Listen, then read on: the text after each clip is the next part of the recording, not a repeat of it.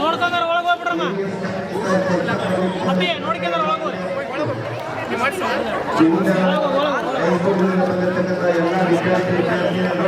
ನಾಡಿರ್ತಕ್ಕಂತಹ ಕುಮಾರಿ ಕಾವ್ಯ ಹಾಗೂ ಶಿವಗಂಗಾ ಪಾಟೀಲ್ ಅವರಿಗೆ ಧನ್ಯವಾದಗಳು. ಈಗ ವೇದಿಕೆಯನ್ನ ಅಲಂಕರಿಸಿರ್ತಕ್ಕಂತಹ ಗಣ್ಯಮಾನ್ಯರಿಗೆ ಹಾಗೂ ಇಲ್ಲಿ ನಡೆದಿರ್ತಕ್ಕಂತಹ ಸಕಲ ವಿದ್ಯಾರ್ಥಿನಿಯರಿಗೆ ಹಾಗೂ ಪಾಲಕರು ಮತ್ತು ಮಾಧ್ಯಮ ಮಿತ್ರರು ಎಲ್ಲರಿಗೂ ಕೂಡ ಸ್ವಾಗತವನ್ನ ಕೋರಲಿಕ್ಕೆ ಶ್ರೀಮತಿ ವೇದಿಕೆ ಮೇಲ್ಭಾಗದಲ್ಲಿ ಮಾಡಿದ್ದಾರೆ.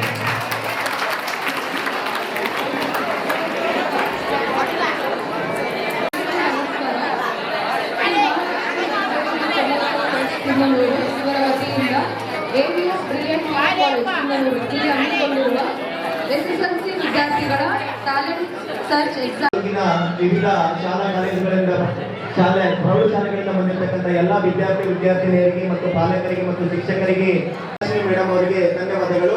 ಈಗ ಕಾರ್ಯಕ್ರಮದ ಉದ್ಘಾಟನೆ, ಈ ಒಂದು ಉದ್ಘಾಟನೆಯನ್ನ ನಮ್ಮ ಕಾಲೇಜು ಎಲ್ಲರೂ ಜೋರಾದ ಚಪ್ಪಾಳೆಯೊಂದಿಗೆ ಈ ಒಂದು ಉದ್ಘಾಟನೆಯನ್ನ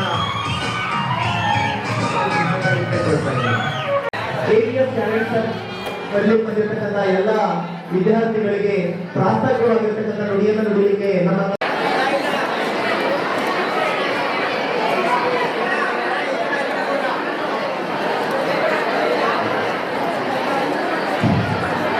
ಗುಡ್ ಮಾರ್ನಿಂಗ್ ಕಡೆ ಹೋಗಿ ಮಕ್ಕಳ ಈ ಕಡೆ ಕಳಿಸ್ಕೊಡಿ. ನಮ್ಮ ಕಾಲೇಜಿನ ಅಧ್ಯಕ್ಷರು, ಹಿರಿಯರು, ಶ್ರೀ ವಿದ್ಯಾರ್ಥಿಗಳ ಎಕ್ಸಾಮ್ ಅನ್ನ 1 hour ಅಲ್ಲಿ ರಿಸಲ್ಟ್ ಕೊಡ್ತೀವಿ ನಾವು. ಇದಕ್ಕೆ 1100 ವಿದ್ಯಾರ್ಥಿಗಳು 1 hour ಅಲ್ಲಿ ರಿಸಲ್ಟ್ ಕೊಡೋದು ಇಟ್ ಈಸ್ ಮಿರಾಕಲ್ ಆಗಬೇಕಲ್ಲ. ಮತ್ತೆ 1 hour ಅಲ್ಲಿ ರಿಸಲ್ಟ್ ರೆಡಿ ಮಾಡ್ಬೇಕಂದ್ರೆ ಅದಕ್ಕೆಲ್ಲ ನಂಬರ್ ಅನ್ನ ಬಿ ಸೀರೀಸ್ ನವರು ಬಿ ಸೀರೀಸ್ ರಿಸಲ್ಟ್ ಅಲ್ಲಿ ನೋಡ್ಕೊಳ್ಳಿ, ಸಿ ಸೀರೀಸ್ ನವರು ಸಿ ಸೀರೀಸ್ ಅಲ್ಲಿ ನೋಡ್ಕೊಳ್ಳಿ, ಡಿ ಸೀರೀಸ್ ನವರು ಡಿ ಸೀರೀಸ್ ಅಲ್ಲಿ ನೋಡ್ಕೊಳ್ಳಿ. ಓಕೆನಾ? Is it clear? ಓಕೆ. ನಿಮಗೆ ವಾಶ್ರೂಮ್ ವ್ಯವಸ್ಥೆ ಗರ್ಲ್ಸ್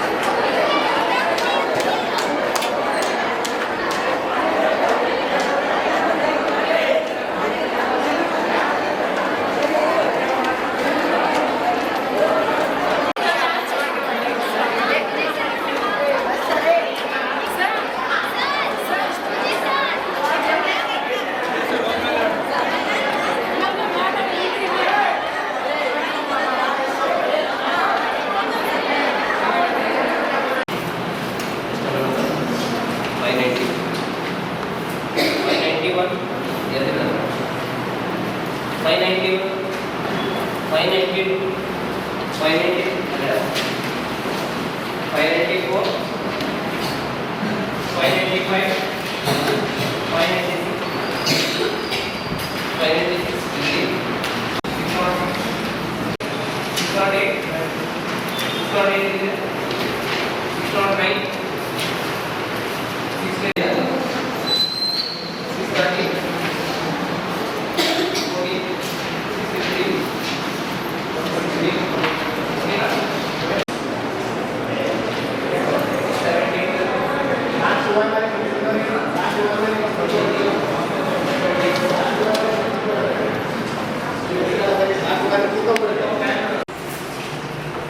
ಇದೆಲ್ಲ ಬೇಸಿಕ್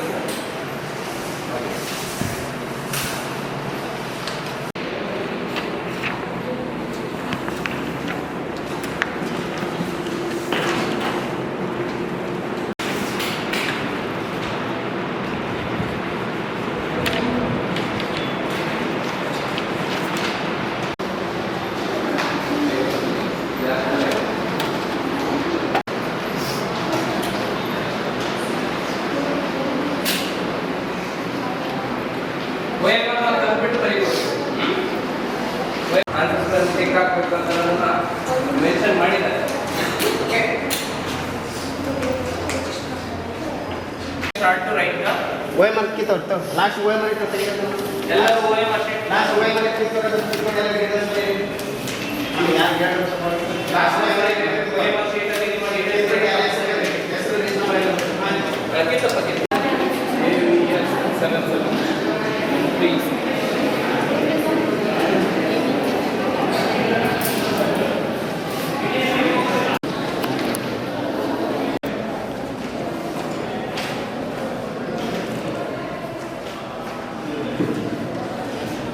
ಕ್ರೀಡಾ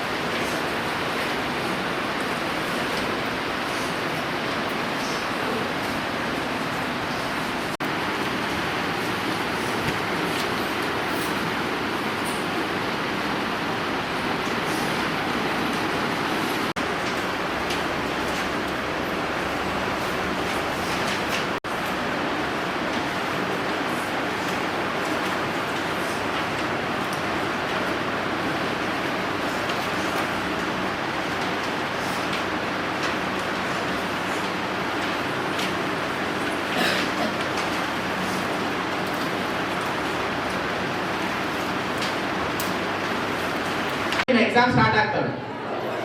ಹಾಗಾದ್ರೆ ಆಲ್ರೆಡಿ ಈಗ ಒಂದು 2-3 ಪೇಪರ್ ಆಗಿರ್ತವೆ. ಕೆಲವೊಬ್ರು ಆಲ್ರೆಡಿ ಸರಣಿ ಪೇಪರ್ ಸೀರೀಸ್ ಆಗಿದಾವ, 1 ಆಗಿದೆ, 2 ಆಗಿದೆ. ಓಕೆ, ಕೆಲವೊಂದ್ ಕಡೆ ಆಗಿರುತ್ತೆ, ಕೆಲವೊಂದ್ ಕಡೆ ಆಗ್ತಾ ಇದಾವೆ, ಸ್ಟಾರ್ಟ್ ಆಗಿದೆ, ಪ್ರಿಪರೇಷನ್ ಅಂತೂ ಆಗ್ತಾ ಇದೆ. ಸೊ ನಿಮಗೆ ಒಂದು ಮುಖ್ಯ ಮಾಹಿತಿಯನ್ನ ನೀಡ್ತಾ ಇದ್ದೀನಿ. ಮುಂದೆ ನೀವು SSLC ಯನ್ನ ಮುಗಿಸಿದ ನಂತರ ಫಸ್ಟ್ PUC ಗೆ ನಮ್ಮ ಕಾಲೇಜಿನಲ್ಲಿ ನೀವು ಏನಾದರೂ ಅಡ್ಮಿಷನ್ ತಗೋಬೇಕಾಗಿತ್ತು ಅಂದ್ರೆ ಕೆಲವೊಂದಿಷ್ಟು ಅನುಕೂಲತೆಗಳು ನಿಮಗೆ ಇದಾವೆ.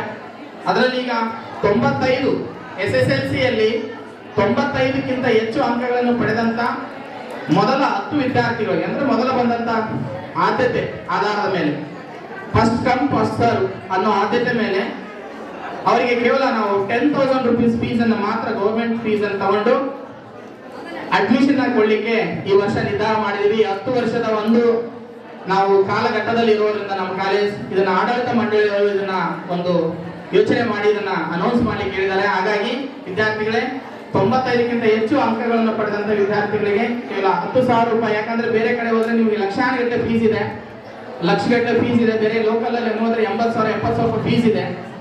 ನೀವು ಒಳ್ಳೆ ಸೈನ್ಸ್ ಕೋರ್ಸ್ ಅನ್ನು ಮಾಡಬೇಕಾದ್ರೆ ಇದಕ್ಕೆ ನೀವು ಇದನ್ನ ಉಪಯೋಗಿಸ್ಕೋಬಹುದು. ಅದೇ ತರ ವಾಣಿಜ್ಯ ವಿಭಾಗದಲ್ಲಿ ಕೇವಲ 5,000 rupees ಅನ್ನು ನೀವು ಪೇ ಮಾಡಿ ನಮ್ಮ ಕಾಲೇಜಿಗೆ ಜಾಯಿನ್ ಆಗಬಹುದು. 95% ಅಬವ್ ಇದ್ದವ್ರಿಗೆ, ಅದು 10 ವಿದ್ಯಾರ್ಥಿಗಳಿಗೆ ಮೊದಲ ಬಂದವರಿಗೆ. ಉಳಿದಂತೆ ಲೇಟ್ ಆಗಿ ಯಾವಾಗಾದ್ರೂ ಬರ್ತೀನಪ್ಪ ಅಂದ್ರೂ 95% ಮೇಲೆ ಇದ್ರೆ ನಾವು 50% ಫೀಸ್ ಅಲ್ಲಿ ರಿಯಾಯಿತಿಯನ್ನು ಕೊಟ್ಟು ಅವರಿಗೆ ಅಡ್ಮಿಷನ್ ಕೊಡ್ತೀವಿ. ಅಂಡ್ ಅದಾದ್ಮೇಲೆ ಇನ್ನೊಂದು ಕಾರ್ಯಕ್ರಮವನ್ನು ಪ್ರತಿ ವರ್ಷ, ಈಗ 2-3 ವರ್ಷ ಆಯಿತು, ವಿದ್ಯಾರ್ಥಿ ನಮ್ಮ ಕಾಲೇಜಿನ AVS ವಿದ್ಯಾ ಬೆಳಕು ಅನ್ನೋ ಒಂದು ಕಾರ್ಯಕ್ರಮವನ್ನ ಆಯೋಜನೆ ಮಾಡಿದ್ದೀವಿ. ಆ ಯೋಜನೆ ಅಡಿಯಲ್ಲಿ ಮುಖ್ಯವಾಗಿ ಆರ್ಥಿಕವಾಗಿ ಸಬಲತೆ ಹೊಂದದೇ ಇರುವಂತವರು, ಬಡತನದಲ್ಲಿ ಇರುವಂತವರು, ಪ್ರತಿಭೆ ಇರುತ್ತೆ, ಒಳ್ಳೆ ಪರ್ಸೆಂಟೇಜ್ ಮಾಡುವಂತ ಎಲ್ಲ ಒಂದು ಪ್ರತಿಭೆ ಇರುತ್ತೆ ಅವರಿಗೆ, ಆ ವಿದ್ಯಾರ್ಥಿನಿಯರಿಗೆ. ಆದ್ರೆ ಅವರಿಗೆ ಮುಂದೆ ಎಜುಕೇಶನ್ ಕಂಟಿನ್ಯೂ ಮಾಡಲಿಕ್ಕೆ ಕಷ್ಟ ಆಗ್ತಿರ್ತದೆ. ಅಂತ ವಿದ್ಯಾರ್ಥಿನಿಯರಿಗೆ AVS ವಿದ್ಯಾ ಬೆಳಕು ಎಂಬ ಕಾರ್ಯಕ್ರಮದ ಅಡಿಯಲ್ಲಿ ಪ್ರತಿ ವರ್ಷದಂತೆ ಈ ವರ್ಷವೂ ಸಹ 5 ವಿದ್ಯಾರ್ಥಿಗಳಿಗೆ ವಿಜ್ಞಾನ ವಿಭಾಗದಲ್ಲಿ, 5 ವಿದ್ಯಾರ್ಥಿಗಳಿಗೆ ವಾಣಿಜ್ಯ ವಿಭಾಗದಲ್ಲಿ 2 ವರ್ಷಕ್ಕೆ ಸಂಬಂಧಪಟ್ಟಂಗೆ ಅವರಿಗೆ ಅನುಕೂಲತೆಯನ್ನ, ಅಂದ್ರೆ ಕೇವಲ ಗೌರ್ಮೆಂಟ್ ಫೀಸ್ ಅನ್ನು ಮಾತ್ರ ತೆಗೆದುಕೊಂಡು ಅವರಿಗೆ ವಿಜ್ಞಾನ ವಿಭಾಗದಲ್ಲಿ ಮತ್ತೆ ವಾಣಿಜ್ಯ ವಿಭಾಗದಲ್ಲಿ ಅವರಿಗೆ ಪ್ರವೇಶವನ್ನು ನೀಡಲಿಕ್ಕೆ ನಾವು ಅನುಕೂಲ ಮಾಡಿಕೊಡ್ತಾ ಇದ್ದೀವಿ. ಇದಕ್ಕೆ ನಮಗೆ ನಮ್ಮ ಕಾಲೇಜಿನ ಆಡಳಿತ ಮಂಡಳಿಗೆ ಒಂದು ಜೋರಾದ ಚಪ್ಪಾಳೆಯನ್ನ ನಿಮಗೆ ಕೇಳಿಕೊಳ್ತಾ ಇದ್ದೀವಿ. ಯಾಕಂದ್ರೆ ಕೊಡೋಕೆ ಮನಸ್ಸಿದ್ರು ಕೊಡ್ಬೇಕನ್ನೋ ಮನಸ್ಥಿತಿ ಇರ್ಬೇಕಲ್ಲ, ಇದ್ರೂ ಕೊಡ್ಬೇಕನ್ನೋ ಮನಸ್ಥಿತಿ ಇದ್ರಲ್ಲಿ ಬಹಳ ಇಂಪಾರ್ಟೆಂಟ್ ಆಗ್ತದೆ. ಆ ನಿಟ್ಟಿನಲ್ಲಿ ನಮ್ಮ ಕಾಲೇಜಿನ ಆಡಳಿತ ಮಂಡಳಿಯವರು ಈ ನಿರ್ಧಾರವನ್ನು ತೆಗೆದುಕೊಂಡು ಮಾಡಿದ್ದು ಒಂದು ಸದುದ್ದೇಶದಿಂದ. ಇದು ಬಹಳ ಇಂಪಾರ್ಟೆಂಟ್ ಏನಂದ್ರೆ ಒಂದು ಅಪ್ಲಿಕೇಶನ್ ಕೊಡುತ್ತೆ. ನೀವು ಎಕ್ಸಾಮ್ ಮುಗಿಸಿದ ನಂತರ ರಿಸಲ್ಟ್ ಬರೋಕ್ಕಿಂತ ಮುಂಚೆ ಒಳ್ಳೆ ಪರ್ಸೆಂಟೇಜ್ ಮಾಡ್ತೀವಿ ಅಥವಾ ರಿಸಲ್ಟ್ ಬಂದಾಗೂ ಸಹ ಒಂದು ಅಪ್ಲಿಕೇಶನ್ ತಗೊಂಡು ಬಂದು ಹೋಗ್ಬೋದು, ಬಂದು ನಮ್ಮ ಕಾಲೇಜ್ ಹತ್ರ. ದೆನ್ ವಿಲ್ ಸರ್ವೆ, ನಾವು ಅದನ್ನ ಅವ್ರ ಮನೆಗಳಿಗೆ ಹೋಗಿ ಸರ್ವೆ ಮಾಡಿದ ನಂತರ ಅದು ನಿಜವಾಗ್ಲೂ ಈ ವಿದ್ಯಾರ್ಥಿಗೆ ಅದರ ಅವಶ್ಯಕತೆ ಇದೆ ಅಂದ್ರೆ ಮಾತ್ರ ಅಂತ ವಿದ್ಯಾರ್ಥಿಗಳಿಗೆ ಅದರ ಅನುಕೂಲತೆಯನ್ನು ಮಾಡಿಕೊಳ್ಳಕ್ಕಾಗುತ್ತೆ. ಇದು ಸಂಪೂರ್ಣವಾಗಿ ಆಡಳಿತ ಮಂಡಳಿಯಲ್ಲಿ ತೆಗೆದುಕೊಳ್ಳುವ ನಿರ್ಧಾರಕ್ಕೆ ಮಾತ್ರ ಒಳಪಟ್ಟಿರುತ್ತೆ. ಅಂಡ್ ನೀವು ಪರ್ಸೆಂಟೇಜ್ ಮಾಡಿಕೊಂಡು ಒಳ್ಳೆ ರೀತಿಯಾಗಿ ಪರ್ಸೆಂಟೇಜ್ ಮಾಡಿದ್ರೆ ಖಂಡಿತವಾಗಿ ನೀವು ಯಾರ ರೆಫರೆನ್ಸ್ ತಗೊಳ್ಬೇಕಾಗಿಲ್ಲ, ಡೈರೆಕ್ಟ್ ಆಗಿ ನೀವು ಕಾಲೇಜಿಗೆ ಬರ್ಬೋದು. ಇದರ ಆಧಾರದ ಮೇಲೆ ನಾವು ನಿಮ್ಗೆ ಅಡ್ಮಿಷನ್ ನ ಕೊಡ್ತೀವಿ. ಜೊತೆಗೆ 85% ಅಬೋವ್ ಏನಾದ್ರೂ ಇದ್ರೆ, ಈ 90% ಮೇಲೆ ಇದ್ರೆ ಅದು ಒಂದು ಹೇಳ್ತಾ ಇದೀನಿ. 90% ಅಬೋವ್ ಸೈನ್ಸ್ ಅಲ್ಲಿ ಏನಾದ್ರು ಅಡ್ಮಿಷನ್ ತಗೋಬೇಕಾಗಿದ್ರೆ 90% SSLC ತೆಗೆದುಕೊಂಡಿದ್ರೆ ಅಂತ ವಿದ್ಯಾರ್ಥಿಗಳು ಒಂದು 10,000 rupees ಅನ್ನ ಫೀಸ್ ಕನ್ಸೆಷನ್ ಇರುತ್ತೆ. ಅದೇ ತರ ಕಾಮರ್ಸ್ ನಲ್ಲಿ 5,000 rupees ಅನ್ನ ಕನ್ಸೆಷನ್ ಮಾಡಿರುತ್ತೆ.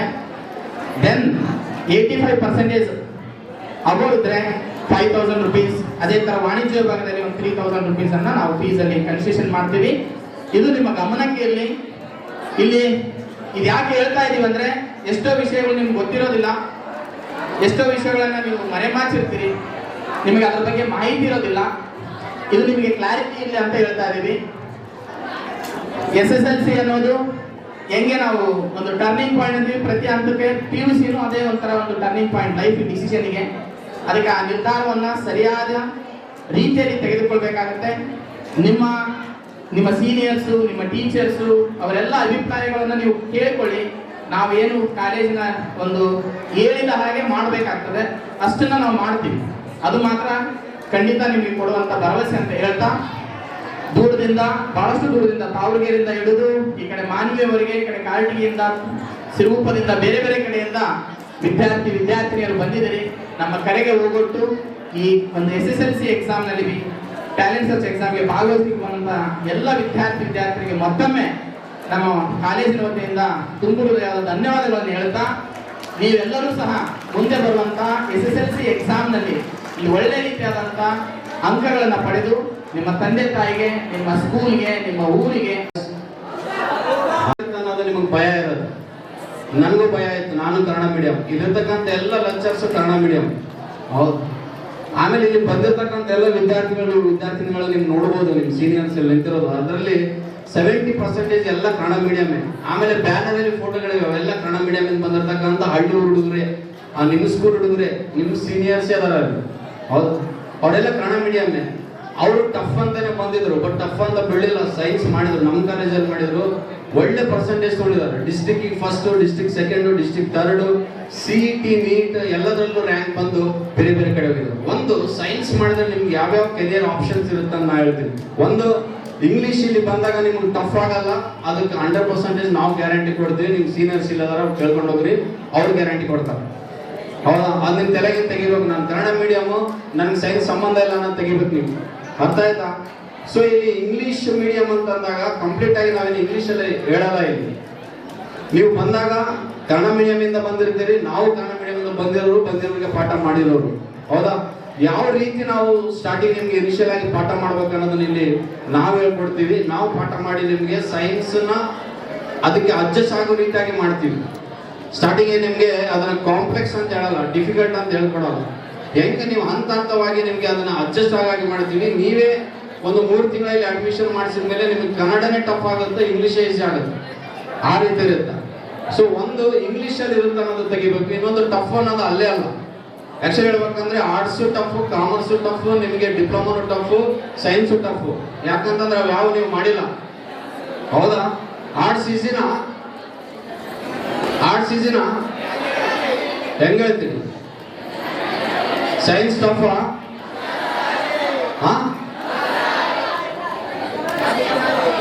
ಟಫ್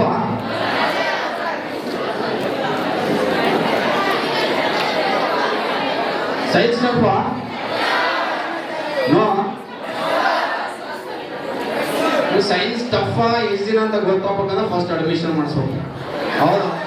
ಫಸ್ಟ್ ಅಡ್ಮಿಷನ್ ಮಾಡಿಸ್ರಿ, ಗೊತ್ತಾಗತ್ತೆ ಸೈನ್ಸ್ ಟಫ್. ನೋಡ್ರಿ, ಸೈನ್ಸ್ ಮಾಡಿದ್ರೆ ಸೈನ್ಸ್ ಆದಮೇಲೆ ನಿಮಗೆ ಇಂಜಿನಿಯರಿಂಗ್ ಅಂತ ಒಂದು ಆಪ್ಷನ್ ಇರುತ್ತೆ. ಸೊ ಅದನ್ನ ಕ್ರ್ಯಾಕ್ ಮಾಡ್ಬೇಕಂತಂದ್ರೆ ನಿಮ್ಗೆ ಸೀಟ್ ಸಿಗ್ಬೇಕಾದ್ರೆ CET ಕ್ರ್ಯಾಕ್ ಮಾಡ್ಬೇಕು. ಕಾಮನ್ ಎಂಟ್ರೆನ್ಸ್ ಟೆಸ್ಟ್ ಅಂತ ಇರುತ್ತಾ.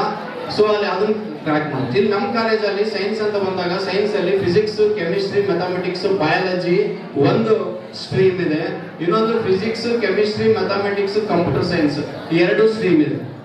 ಸೊ ಇಲ್ಲಿ ಯಾವ್ದು ನಿಮ್ಗೆ ಇಂಟ್ರೆಸ್ಟ್ ಇರುತ್ತೋ ಕಂಪ್ಯೂಟರ್, ನೀವು ನೋಡ್ತಿರ್ತೀರಿ, ಮೊಬೈಲ್ ಯೂಸ್ ಮಾಡ್ತಿರ್ತೀರಿ, ಈ ಸಾಫ್ಟ್ವೇರ್ ಇಂಜಿನಿಯರ್ ಅಂದ್ರೆ ಇಂಜಿನಿಯರಿಂಗ್ ಅಲ್ಲಿ electronics and communication, electrical and communication, civil engineering, mechanical engineering, automobile engineering, textile engineering, industrial chemistry ಮತ್ತೆ ಆರ್ಟಿಫಿಷಿಯಲ್ ಇಂಟೆಲಿಜೆನ್ಸ್, ಈ ರೀತಿ ನೂರಾರು ಕೋರ್ಸಸ್ ಇದೆ.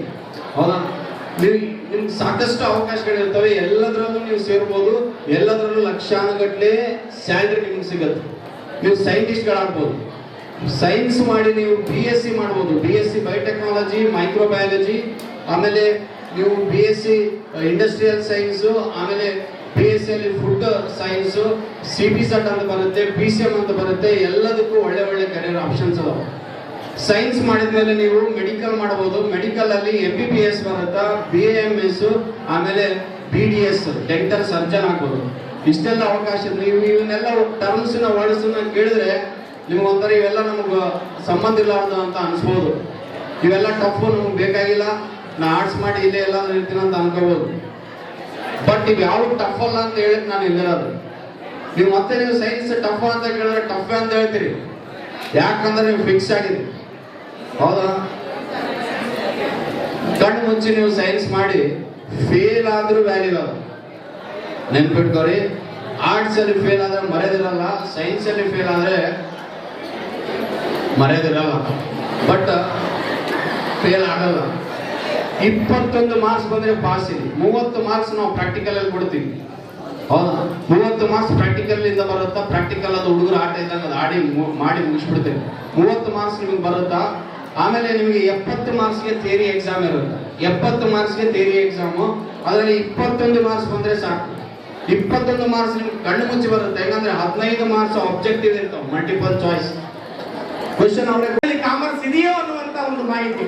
ಸೊ ಇಂಥ ಸಂದರ್ಭದಲ್ಲಿ for the first year 2015 start ಆದಂತ ಬ್ಯಾಚ್ಗೆ ಫಾರ್ ದ ಫಸ್ಟ್ ಟೈಮ್ ನಮ್ಮ ಕಾಲೇಜ್ ರಿಸಲ್ಟ್ ಬಂದ ಮೇಲೆ 2017 ಫಸ್ಟ್ ಬ್ಯಾಚ್ ಔಟ್ಪುಟ್ ರಿಸಲ್ಟ್ ಅಲ್ಲಿ ನಮ್ಮ ರಾಯಚೂರು ಜಿಲ್ಲೆಯ ಮೂಲೆಯಿಂದ ಫೋನ್ ಮಾಡಿ ಕೇಳ್ತಾರ, ಯಾವ ಸರ್ ಇದು AVS ಕಾಲೇಜು, ಯಾವ್ದು ಇದು ಬ್ರಿಲಿಯಂಟ್ ಕಾಲೇಜು? ಯಾಕಂದ್ರೆ ಫಸ್ಟ್ ಇಯರ್ ಸ್ಟಾರ್ಟ್ ಆದಾಗ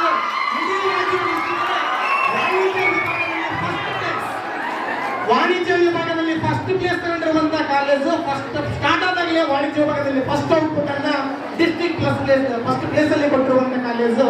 ಇಲ್ಲಿ ಕೇವಲ ನಾವು ಬೋಧನೆ ಅಷ್ಟೇ ಅಲ್ಲ, ನಮ್ಮಲ್ಲಿ ವಿಶೇಷತೆ ಏನಂದ್ರೆ accountancy lecturer with meditation class ಮಾಡ್ತಾರೆ. ಅಕೌಂಟೆನ್ಸಿ ಲೆಕ್ಚರರ್ ಮೆಡಿಟೇಷನ್ ಒಂದಿಗೆ ಕ್ಲಾಸ್ ಮಾಡ್ತಾರೆ. ಕನ್ನಡ ಸರ್ ಅವ್ರು ಮಾಡ್ತಾ ಇರುವಂತ ಒಂದು CT ಸ್ಪೆಷಲ್ ಕ್ಲಾಸ್ ಅಲ್ಲಿ ಈ ಒಂದು ಸ್ಪರ್ಧಾತ್ಮಕ ಜಗತ್ತನ್ನ ಹೇಗೆ ಎದುರಿಸಬೇಕನ್ನೋದನ್ನ ಕಲಿಸ್ಕೊಡ್ತಾರೆ. ಆರ್ಥಿಕವಾಗಿ ಹೇಗೆ ನಾವು ಸಮಾಜದಲ್ಲಿ ಕಳೆದ ಸ್ಥಿತಿಗತಿಗಳನ್ನ ತಿಳ್ಕೊಂಡು ಮುಂದಿನ ಭವಿಷ್ಯದ ಬಗ್ಗೆ ಯೋಚನೆ ಮಾಡಬೇಕನ್ನೋದನ್ನ ಎಕನಾಮಿಕ್ಸ್ ಮೇಡಮ್ ಅವರು ಹೇಳ್ಕೊಡ್ತಾರೆ. ಇನ್ನು ವಿವಿಧ ಸ್ಪರ್ಧಾತ್ಮಕ ಪರೀಕ್ಷೆಗಳ ಬಗ್ಗೆ ವ್ಯವಹಾರ ಅಧ್ಯಯನ ಹೇಳುವಂತ ನಾನು ಹೇಳ್ಕೊಡ್ತೇನೆ. ಇದು ಒಂದು ಕಡೆ ಆದ್ರೆ ಬೇರೆ ಕಾಲೇಜ್ಗೂ ನಮ್ಮ ಕಾಲೇಜ್ಗೂ ಏನ್ ವ್ಯತ್ಯಾಸ ಕಾಮರ್ಸ್ ಅನ್ನ ಮಾಡಿದ್ರಿ ಅಂತಂದ್ರೆ, ನೋಡಿ ಇವತ್ತು ಕಾಮರ್ಸ್ ಮಾಡೋದ್ರಿಂದ ತಮ್ಮೆಲ್ಲರಿಗೂ ಕೂಡ ಏನ್ ಅಡ್ವಾಂಟೇಜ್ ಇದೆ ಅಂದ್ರೆ ಕ್ರಿಯೇಟಿವ್ ಕರಿಯರ್ ಅನ್ನ ಆಯ್ಕೆ ಮಾಡ್ಕೊಂಡು ತಾವು. ಕ್ರಿಯೇಟಿವ್ ಕರಿಯರ್ ಅಂದ್ರೆ ಕಾಮನ್ ಆಗಿ ನಮ್ಮ ಭಾಗದ ಅಂದ್ರೆ ಉತ್ತರ ಕರ್ನಾಟಕ ಭಾಗದಲ್ಲಿ ಆಫ್ಟರ್ ಕಾಮರ್ಸ್ ಅಂದ್ರೆ PUC ಕಾಮರ್ಸ್ ಮಾಡೋದಕ್ಕೆ ಏನ್ ಆಯ್ಕೆ ಅಂದ್ರೆ BCom, BCA, BBA ಅಪ್ರಾಕ್ಸಿಮೇಟ್ಲಿ ಏನ್ ತಗೊಳ್ತಾರೆ ಅಂದ್ರೆ LLB ಅನ್ನ ತಗೊಳ್ತಾರೆ. ಇಷ್ಟು ಯೋಚನೆಗಳು ಮಾತ್ರ ತಲೆಯಲ್ಲಿ ಬರ್ತಾವೆ ಉತ್ತರ ಕರ್ನಾಟಕ ಜನರಿಗೆ. ಆದ್ರೆ ಸೊ ಈ ಒಂದು ಕಾಮರ್ಸ್ ಮಾಡೋದ್ರಿಂದ ಕ್ರಿಯೇಟಿವ್ ಕರಿಯರ್ ಅನ್ನು ಕೂಡ ನಾವು ಆಯ್ಕೆ ಮಾಡಬಹುದು. ಏನಿದೆ ಕ್ರಿಯೇಟಿವ್ ಕರಿಯರ್ ಅಂದ್ರೆ CA chartered accountant, hotel management, CMA cost and management account, fashion designer, interior designer. So ಹೀಗೆ ಅನೇಕ ರೀತಿಯ ಕ್ರಿಯೇಟಿವ್ ಕರಿಯರ್ಗಳನ್ನ ನಾವೇನ್ ಮಾಡಬಹುದು ಅಂದ್ರೆ ಕಾಮರ್ಸ್ ಆಫ್ಟರ್ ಚೂಸ್ ಮಾಡ್ಕೊಳ್ಬಹುದು. ಇವತ್ತು ಮೆಟ್ರೋಪಾಲಿಟನ್ ಸಿಟಿಗಳಿಂದ ಹಿಡ್ಕೊಂಡು ಪ್ರಮುಖವಾದಂತ ಒಂದು ಮುನ್ಸಿಪಲ್ ಏರಿಯಾಗಳಲ್ಲಿ ಕಾಮರ್ಸ್ ಅನ್ನುವಂತ ಟ್ಯಾಕ್ಸ್ ಕನ್ಸಲ್ಟೆನ್ಸಿಗಳಿಗೆ, ಆಡಿಟಿಂಗ್ಗಳಿಗೆ ಬಹಳಷ್ಟು ಬೇಡಿಕೆ ಇದೆ. ಈ ಕಾರಣಕ್ಕಾಗಿ ಕಾಮರ್ಸ್ ಅನ್ನು ಆಯ್ಕೆ ಮಾಡಿಕೊಳ್ಳುವಂತ ವಿದ್ಯಾರ್ಥಿಗಳಿಗೆ ಯಾವೆಲ್ಲ ಕ್ರಿಯೇಟಿವ್ ಕರಿಯರ್ಗಳು ಇದಾವೆ ಅನ್ನುವಂತ ಮಾಹಿತಿಯನ್ನು ಕೂಡ ನಾವು ರೆಗ್ಯುಲರ್ ಕ್ಲಾಸ್ ಅಲ್ಲಿ ತಿಳಿಸ್ತಾ ಬರ್ತೀವಿ. ಅಷ್ಟೇ ಅಲ್ಲ, ಪ್ರತಿ ಕಾಲೇಜ್ಗಳಲ್ಲಿ ಕಾಮರ್ಸ್ ಅಂದ ತಕ್ಷಣನೇ 1.5 ಬಿಟ್ಕೊಡ್ತಾರೆ. ನಮ್ಮ ಕಾಲೇಜಲ್ಲಿ ಪ್ರಥಮ PUC ವಿದ್ಯಾರ್ಥಿಗಳಿಗೆ 3:30 ತನಕ ಕೂಡ ಎಕ್ಸ್ಟ್ರಾ ಕ್ಲಾಸ್ ಅನ್ನು ತೆಗೆದುಕೊಂಡು CET ಅಂತ ಮಾಡ್ತಾ ಇದ್ದೇವೆ ನಾವು. ಇದು ನಮ್ಮ ಕಾಲೇಜ್ ಮ್ಯಾನೇಜ್ಮೆಂಟ್ ಅವರು ಹೇಳಿರುವಂತ ಮಾಹಿತಿ. ನಾವು ಪೇರೆಂಟ್ಸ್ ಮಾಡ್ತೀವಿ, ಈ ತರ ಮಾಡ್ತೀವಿ ಅನ್ನುವಂತ ಮಾಹಿತಿಯನ್ನ ಯಾವುದೇ ಪೇರೆಂಟ್ಸ್ಗಳೆಲ್ಲ ಬಟ್ ನಮ್ಮ ವಿದ್ಯಾರ್ಥಿಗಳಿಗೆ ಮಾಹಿತಿಯನ್ನ ಮ್ಯಾನೇಜ್ಮೆಂಟ್ ಅವರು ನಮ್ಗೆ ಹೇಳಲಿಕ್ಕೆ ಅವಕಾಶ ಮಾಡಿಕೊಟ್ಟಿದ್ದಾರೆ. ಈ ಒಂದು ಸಿಇಟಿನಲ್ಲಿ banking examination, chartered accountant foundation, CA foundation, intermediate, final course ಬಗ್ಗೆ ಸರ್ ಜೊತೆಗೆ ವಿವಿಧ ರೀತಿಯ ಕ್ರಿಯೇಟಿವ್ ಕರಿಯರ್ ಬಗ್ಗೆನೂ ಕೂಡ ನಾವು ಮಾಹಿತಿಯನ್ನು ಕೊಡ್ತೀವಿ. ಅಷ್ಟೇ ಅಲ್ಲ, ವಿವಿಧ ಗೌರ್ಮೆಂಟ್, ಸೆಂಟ್ರಲ್ ಗೌರ್ಮೆಂಟ್ ಮತ್ತು ಸ್ಟೇಟ್ ಗೌರ್ಮೆಂಟ್ ಕಾಂಪಿಟೇಟಿವ್ ಎಕ್ಸಾಮ್ ಬಗ್ಗೆನೂ ಕೂಡ ಮಾಹಿತಿಯನ್ನ ಕ್ರಿಯೇಟಿವ್ CET ಅನ್ನುವಂತ ಒಂದು ಕಾನ್ಸೆಪ್ಟ್ ಮೇಲೆ ರೆಗ್ಯುಲರ್ ಆಗಿ ಫಸ್ಟ್ ಇಯರ್ ಇಂದ ಕೂಡ ನಾವು ಮಾಡ್ತಾ ಬರ್ತೀವಿ.